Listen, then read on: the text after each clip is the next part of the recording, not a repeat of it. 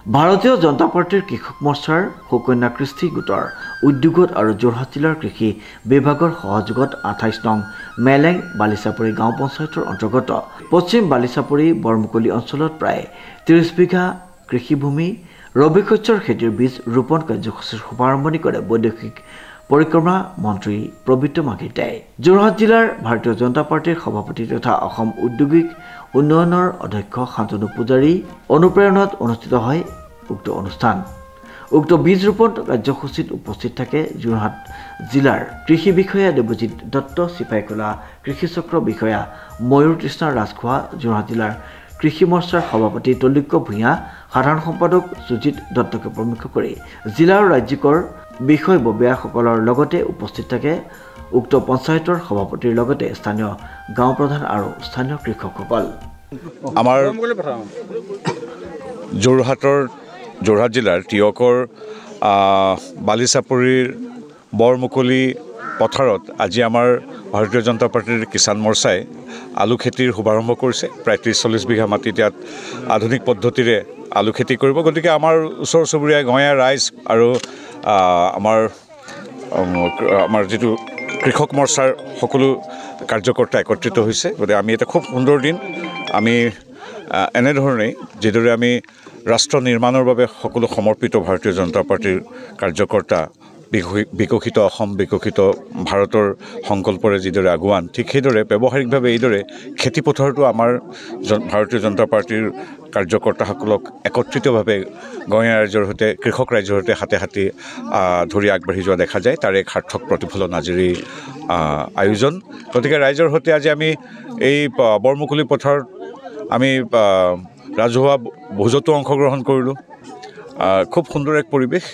এইবিলাকেই হ'ল আমাৰ অসমীয়া সমাজৰ কৃষক সমাজৰ এক সুন্দৰ প্ৰতিচ্ছবি। আজি বালিচাপৰি পঞ্চায়তৰ 28 নং বালিচাপৰি গাঁও পঞ্চায়তৰ সমষ্টিৰ অন্তৰ্গত এই বৰমুকলি পথাৰত ৰাইজে যি 30 বিঘা মাটিত আলু খেতি কৰিবলৈ লৈছে, বাও ধানৰ খেতি কৰিবলৈ তেখেতে ইচ্ছা কৰিছে। সেই আমাৰ তাত কিষাণ মৰ্চাই ভাৰতীয় জনতা পাৰ্টিৰ কৃষক মৰ্চাই সহযোগিতা আগবঢ়াইছে, কৃষি বিভাগে সহযোগিতা আগবঢ়াইছে। তাত আজি আমাৰ মন্ত্ৰী মহোদয় কেন্দ্ৰীয় মন্ত্ৰী প্ৰবীত্ৰ মাঘিতা ডাঙৰীয়া তাত উপস্থিত হৈ এই কাৰ্যসূচী আনুষ্ঠানিকভাৱে শুভাৰম্ভ কৰে।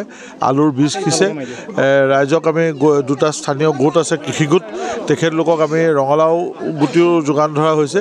আৰু আমি ভাবিছোঁ যে ইয়াৰ দ্বাৰা আমি কৃষি উৎপাদনৰ ক্ষেত্ৰত কিছু আমি পৰম্পৰা বা নিদৰ্শন দাঙি ধৰি ভৱিষ্যত প্ৰজন্মই যাতে খেতিক জীৱিকা হিচাপে লোৱাৰ ক্ষেত্ৰত কোনো কুণ্ঠাবোধ নকৰে, তাৰ কাৰণে অনুপ্ৰাণিত কৰিব পৰা হ'ব। আজি ইয়াত আমাৰ মেলেং বালিচাপৰি গাঁৱত সুকন্যা কৃষি গোটে আমাৰ কৃষি বিভাগৰ সহযোগত আলু খেতি কৰাৰ এটা পৰিকল্পনা লৈ ইয়াত 30 বিঘা মাটি তেওঁলোকে প্ৰস্তুত কৰিছে। আৰু এই কাৰ্যটোৰ শুভাৰম্ভ কৰিবৰ বাবে আমাৰ মাননীয় মন্ত্ৰী প্ৰবীত্ৰ মাঘিতা দেৱ আহি উপস্থিত হৈছিলে। তেখেতসকলে আহি আনুষ্ঠানিকভাৱে আলুৰ বীজ ৰোপণ কৰি ইয়াৰ শুভাৰম্ভণি কৰে।